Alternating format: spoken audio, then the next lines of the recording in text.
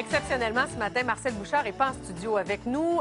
Il est parti dans des pays un peu plus chauds, à la recherche de reportages aussi. Mais avant de partir, il nous a laissé le reportage suivant. Il s'est rendu dans la région de Sorel-Tracy, participer et assister à une course de canot sur glace. Mais ce qui a retenu son attention, c'est tous ceux qui sont sur place, prêts à intervenir en cas de sauvetage. Et ces gens-là utilisent une embarcation qui est conçue pour les hivers rigoureux de chez nous. C'est une fabrication québécoise. C'est une embarcation qui s'appelle le UMA 17. Voici le reportage de Marcel.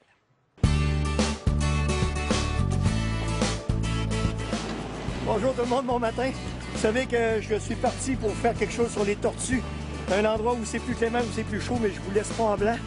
Je vous amène à la plage entre Sorel et Tracy pour la première édition de course en canot. Et notre sujet, UMA 17, pour la sécurité sur les glaces. Regardez bien ça. Et c'est avec beaucoup de fierté, comme Québécois, et d'adrénaline que je vous parle de ça ce matin. La première édition de la course en canot entre Sorel et Tracy. Je suis allé avec Jean-François Lachance et son équipage, c'est-à-dire Kevin Gagné et Ludovic Aubé. C'est les gens avec qui on s'est promené sur les glaces, on s'est promené en UMA 17. Toute une embarcation, des renforts métalliques, c'est très fort, de la flottabilité ajoutée sur les parois de l'embarcation et une embarcation en bouchin en forme. C'est une coque Lachance. Ça a été fabriqué par les Lachance. Un endroit pour placer le genou, là où je vais parler de la trottinette, une technique qui a été inventée par le père de Jean-François, c'est-à-dire François Lachance. Et vous allez le voir, je suis présentement en trottinette. Je suis le seul, ils me font toujours faire la trottinette un peu avant tout le monde parce qu'ils ont peur que je tombe à l'eau. Mais histoire de me garder dans l'embarcation, Jean-François il dit écoute pas, il faut que je l'écoute. Et c'est parti, on est embarqué à l'eau, le moteur est parti. Bon, c'est la seule embarcation approuvée Transport Canada pour le sauvetage sur glace. C'est une embarcation qui est utilisée 4 saisons.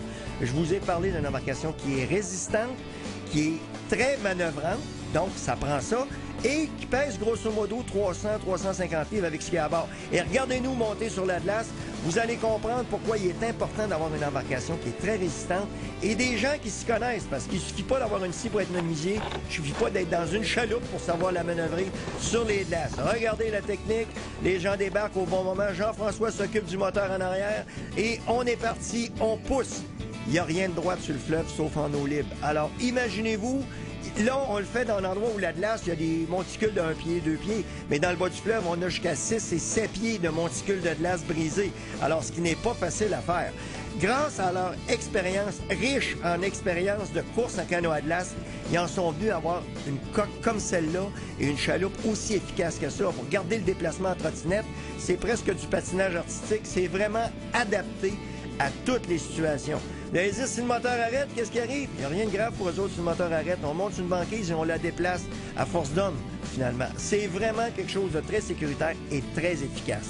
Une technique, un équipage bien entraîné. Vous avez vu que les canotiers travaillent très fort. En eau libre, ils gagnent de la vitesse et aussitôt qu'on se retrouve dans la glace, ça devient un peu plus difficile de se déplacer. Mais la glace n'est pas d'épaisseur égale non plus. Sur les grosses banquises, on pousse les embarcations, c'est très physique.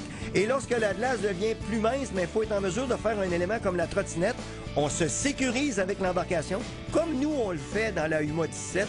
On se sécurise avec l'embarcation. Et là, on a à lutter contre un courant qui est un même important, des glaces qui se déplacent et un vent qui s'additionne, qui additionne la difficulté. Alors, ce qui veut dire que faut vraiment, ça prend d'abord une bonne condition physique, une très bonne connaissance de la voie maritime pour être capable de la naviguer et la vivre comme il faut.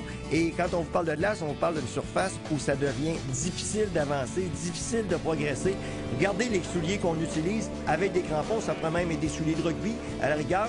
Et on part avec ça. Personne n'a gelé, hein? Personne gèle. Quand tu es dans l'action, personne gèle. Tout le monde travaille très fort. Et UMA 17, voilà l'équipage. Et je suis allé serrer la pince de la légende en personne, François Lachance, le père de Jean-François, celui qui est l'initiateur de la trottinette dans la course en canot, ce qui a eu une influence énorme avec les années sur toutes les courses en canot qu'on voit maintenant sur le fleuve. François Lachance, la légende présent là, et comme tout le monde, il adore la course.